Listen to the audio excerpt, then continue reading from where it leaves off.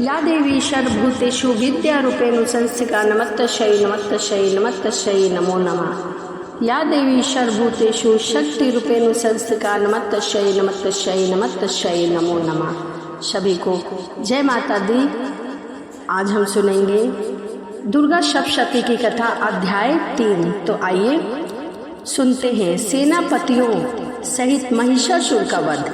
महर्षि मेघा ने कहा, महिषासुर की सेना नष्ट होती देखकर उस सेना का सेनापति चिक्षुर क्रोध से भरकर देवी के साथ युद्ध करने के लिए आगे बढ़ा। वह देवी पर इस प्रकार बाणों की वर्षा करने लगा मानो जैसे सुमेरु पर्वत पानी की धार बरसा रहा हो। इस प्रकार देवी ने अपने बाणों से उसके बाणों को काट डाला तथा उसके घोड़ों और सारथी को मार दिया। साथ ही उसके धनुष और उसकी अत्यंत ऊंची ध्वजा को भी काटकर नीचे गिरा दिया। उसका धनुष कट जाने के पश्चात उसके शरीर के अंगों को भी अपने बाणों से बीत दिया।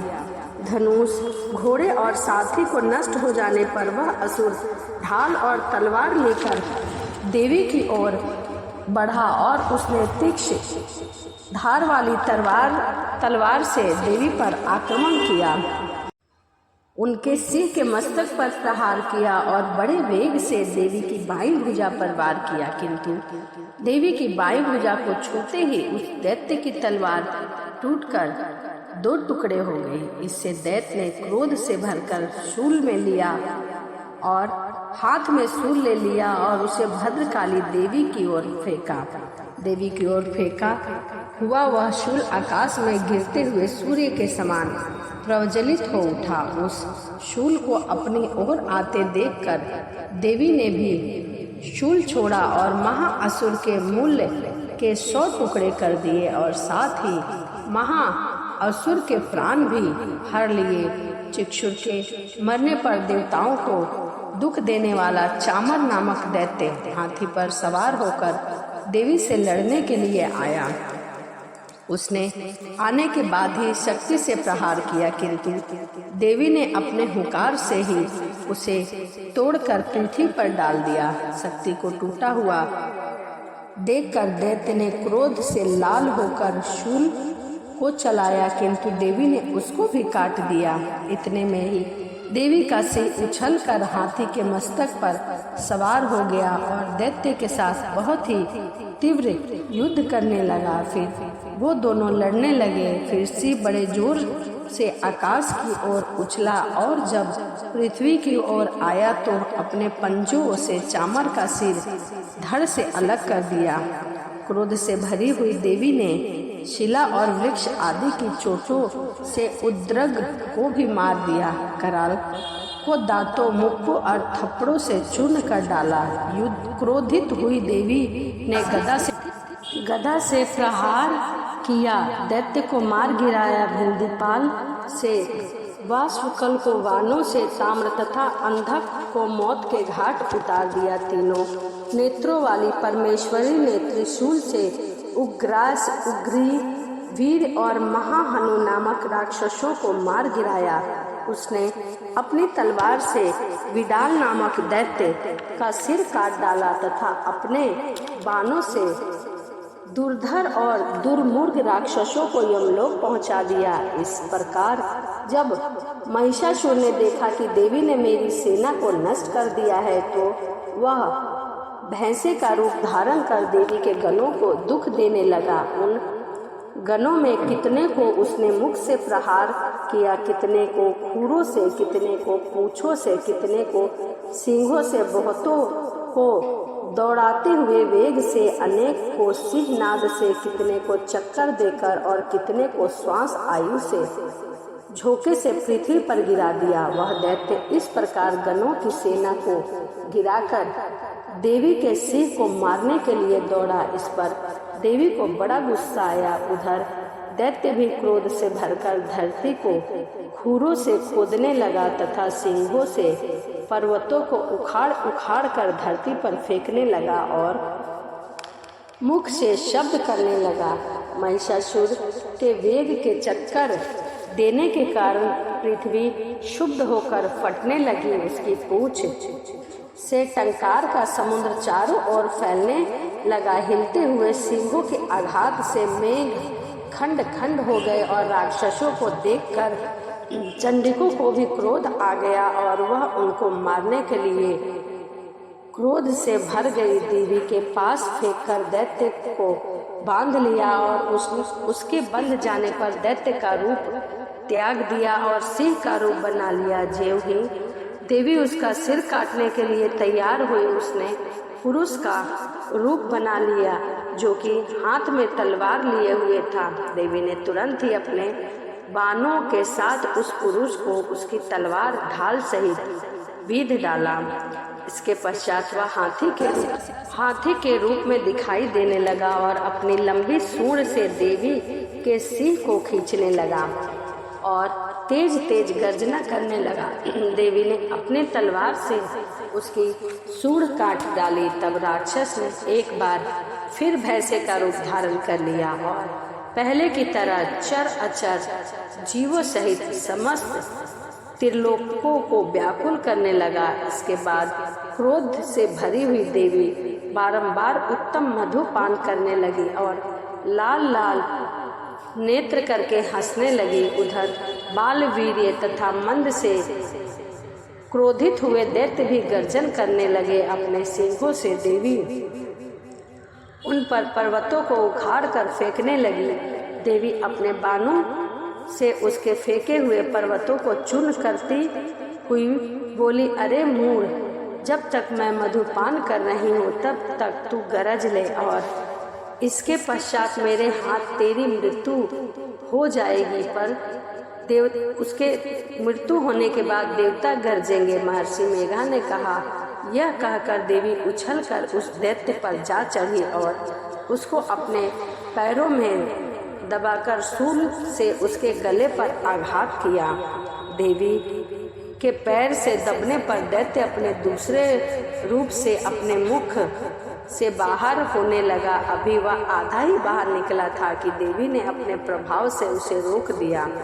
जब वह आधा निकला ही दैत्य युद्ध करने लगा तो देवी ने अपनी तलवार से उसका सिर काट दिया। इसके पश्चात सारी राक्षस सेना हाहाकार करती हुई वहां से भाग खड़ी हुई और सब देवता अत्यंत प्रसन्न हुए तथा ऋषियां महर्षि सहित देवी की स्तुति करने लगे। गंधर्व राज गान करने लगे, अप्सराएं नृत्य करने लगी।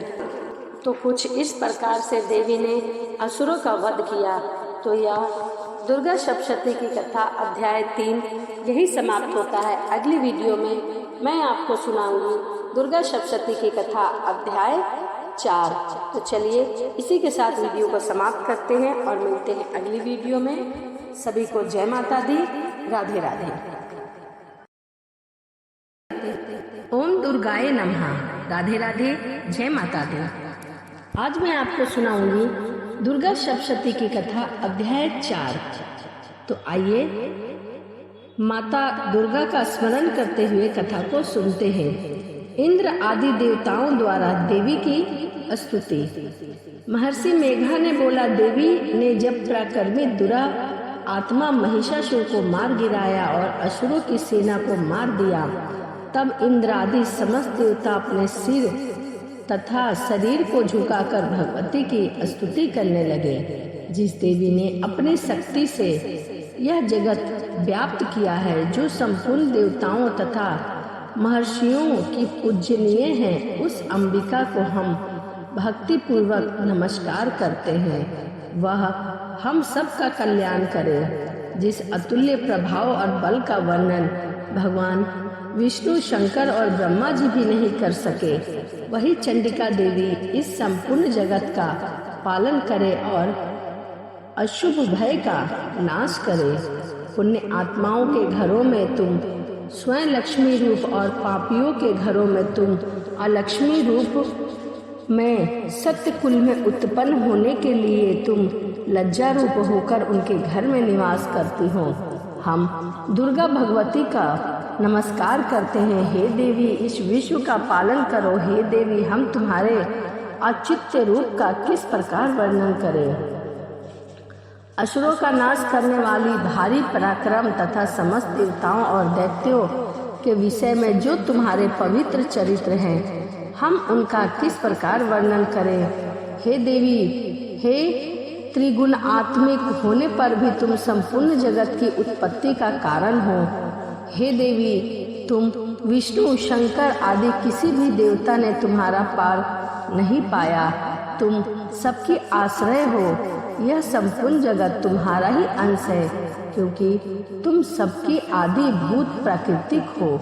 हे देवी, तुम्हारे जिस नाम के उच्चारण से संपूर्ण यज्ञों में सब देवता तृप्त हो जाते हैं, वह स्वाहा तुम ही हो। इसके अतिरिक्त तुम पितरों की तृप्ति का कारण हो। इसीलिए जब आपको स्वधा कहते हैं, हे देवी, वह विद्या जो मोक्ष देने वाली है, जो अचित्य महायज्ञ स्वरूपा है, तत्वों के सार को वश में करने वाले, संपूर्ण दोषों को दूर करने वाले, मोक्ष की इच्छा करने वाले मुनिजन इसका आभास करते हैं, इसका अभ्यास करते हैं, वह तुम ही हो। तुम वाणी रूप और दोष रहित ऋग तथा यजुर्वेद तथा उद्गीत और सुंदर पदों के पाठ वाले सामवेद की आश्रय रूप तुम भगवती हो। इस विषय विश्व की उत्पत्ति एवं पालन कर्ता के रूप में प्रकट हुई हो और तुम संपूर्ण संसार की पीड़ा हरने वाली हो। हे देवी, जिसके सारे शास्त्र को जान पाता है, वह मेघा शक्ति तुम ही हो और दुर्गम भवसागर से पार करने वाली नौका भी तुम ही हो।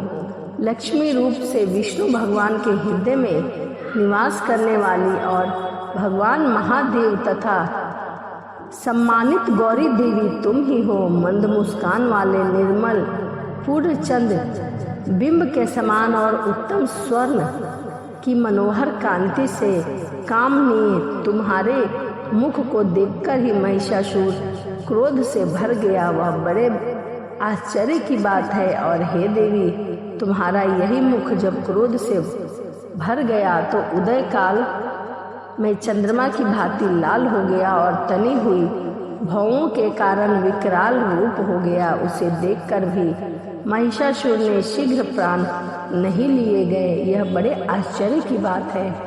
आपके कुपित मुख के दर्शन करके भला कौन जीवित रह सकता है। हे देवी, तुम हमारे कल्याण के लिए प्रसन्न हो। आपके प्रसन्न होने से इस जगत का अभ्युदय होता है और जब आप क्रोधित हो जाती हो तो कितने ही कुलों का सर्वनाश हो जाता है। यह हमने अभी अभी जाना है, जब तुमने महिषासुर की बहुत बड़ी सेना को देखते ही देखते मार दिया। हे देवी, सदा प्रताप देने वाली तुम जिस पर प्रसन्न हो जाती हो, वही देश में सम्मानित होते हैं। उनके धन यश की वृद्धि होती है, उनका धर्म कभी शिथिल नहीं होता और उनके यहाँ अधिक पुत्र पुत्रियाँ और नौकर होते हैं। हे देवी, तुम्हारी कृपा से ही धर्मात्मा पुरुष प्रतिदिन श्रद्धापूर्वक यज्ञ करता है और धर्मानुकूल आचरण करता है और उसके प्रभाव से स्वर्गलोक में जाता है, क्योंकि तुम तीनों लोकों में मनवांछित फल देने वाली हो। हे माँ दुर्गा, तुम स्मरण करने पर संपूर्ण जीवों के भय नष्ट कर देती हो और स्थिर चित्त वालों के द्वारा चिंतन करने पर उन्हें अत्यंत मंगल देवी हो। हे दरिद्र दुखी नाशिनी देवी, तुम्हारे सिवा दूसरा कौन है। तुम्हारा चित्त सदा दूसरों के उपकार में लगा रहता है। हे देवी, तुम शत्रुओं को इसीलिए मारती हो कि उनके मारने से दूसरों को सुख मिलता है। वह चाहे नरक में जाने के लिए चिरकाल तक पाप करते रहे, किंतु तुम्हारे साथ युद्ध करके सीधा स्वर्ग लोक जाते हैं, इसीलिए तुम उनका वध करती हो। हे देवी, क्या तुम दृष्टिपात मात्र से समस्त असुरों को भस्म नहीं कर सकती? अवश्य ही कर सकती हो, किंतु तुम्हारा शत्रुओं को शास्त्रों के द्वारा मारना इसीलिए है कि शास्त्रों के द्वारा मरकर वह स्वर्ग को जाएं। इस तरह हे देवी, उन शत्रुओं के प्रति भी तुम्हारा विचार अति उत्तम है। हे देवी, तुम्हारे उग्र खड़ग की चमक से और त्रिशूल की नोक की कांति की किरणों से असुरों की आंखें फूट नहीं गईं। उनका कारण यह है कि वह किरणें से शोभ्यमान तुम्हारे चंद्रमा के समान आनंद प्रदान करने वाले सुंदर मुख को देख रहे थे। हे देवी, तुम्हारा शील वृत्तांत को दूर करने वाला है और सबसे अधिक तुम्हारा रूप है, जो न तो कभी चिंतन में आ सकता है और न जिसकी दूसरों से कभी तुलना ही हो सकती है। तुम्हारा बल और पराक्रम शत्रुओं का नाश करने वाला है। इस तरह तुमने शत्रुओं पर भी दया प्रकट की है। हे देवी, तुम्हारे बल की किसके साथ बराबरी की जा सकती है तथा शत्रुओं को भय देने वाला इतना सुंदर रूप भी और किसका है। हृदय में कृपा और युद्ध में निष्ठुरता, यह दोनों बातें तीनों लोकों में केवल तुम ही से देखने में आई है। हे माता, युद्ध भूमि में शत्रुओं को मारकर तुमने उन्हें स्वर्गलोक में पहुंचाया है। इस तरह तीनों लोकों की तुमने रक्षा की है तथा उन उन्मत्त असुरों में जो हमें भय था उसको भी तुमने दूर किया है। तुमको हमारा नमस्कार है। हे देवी, तुम शूल तथा खड़ग से हमारी रक्षा करो तथा घंटे की ध्वनि और धनुष की टंकार से भी हमारी रक्षा करो। हे चंडिके, आप अपने शूल को घुमाकर पूर्व दिशा, उत्तर तथा दक्षिण दिशा से हमारी रक्षा करो। तीनों लोकों में जो तुम्हारे सौम्य रूप है तथा घोर रूप है, उनसे हमारी रक्षा करो तथा इस पृथ्वी की रक्षा करो। हे अम्बिके, आपके घर पल्लव में जो खड़ग, शूल और गदा आदि शस्त्र शोभा पा रहे हैं, उनसे हमारी रक्षा करो। महर्षि बोले कि इस प्रकार जब सब देवताओं ने जगत माता भगवती की स्तुति की और नंदवन में पुष्प तथा गंध अनुलेपों द्वारा उनका पूजा किया और फिर सबने मिलकर जब सुगंधित और दिव्य धूपों द्वारा उनको सुगंधित निवेदन की, तब देवी ने प्रसन्न होकर कहा, हे देवता, तुम सब मुझसे मनवांछित वर मांगो। देवता बोले, हे देवी, तुमने हमारा सब कुछ कार्य सिद्ध कर दिया है। अब हमारे लिए और कुछ भी मांगना कार्य नहीं है, क्योंकि तुमने हमारे शत्रु महिषासुर को मार डाला। हे महेश्वरी, तुम इस पर भी यदि हमें कोई वर देना चाहती हो तो बस इतना वर दो कि जब जब हम आपका स्मरण करें तब तब आप हमारी विपत्तियों को हरण करने के लिए हमें दर्शन दिया करो। हे अंबिके, जो कोई भी तुम्हारी स्तुति करे, तुम उनको वित्त, समृद्धि और वैभव देने के साथ ही उनके धन और स्त्री संपत्ति बढ़े और सदा हम पर प्रसन्न रहे। महर्षि बोले, हे राजन, देवताओं ने जब जगत के लिए तथा अपने लिए इस प्रकार प्रसन्न किया, तब माता तथास्तु कहकर देवी वहाँ से अंतराध्य हो गई।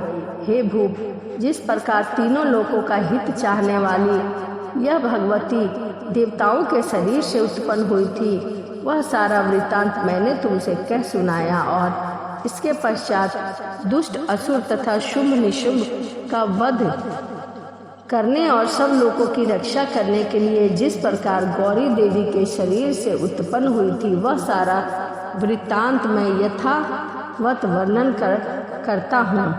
तो यह दुर्गा सप्तशती की कथा अध्याय 4 था, जो यहीं समाप्त होता है। अगली वीडियो में मैं आपको सुनाऊंगी दुर्गा सप्तशती की कथा अध्याय 5। वीडियो आपको कैसी लगी कमेंट में जय माता दी लिखना ना भूलिए। तो चलिए इसी के साथ वीडियो को यहीं विराम देते हैं और मिलते हैं अगली वीडियो में। राधे राधे, जय माता दी।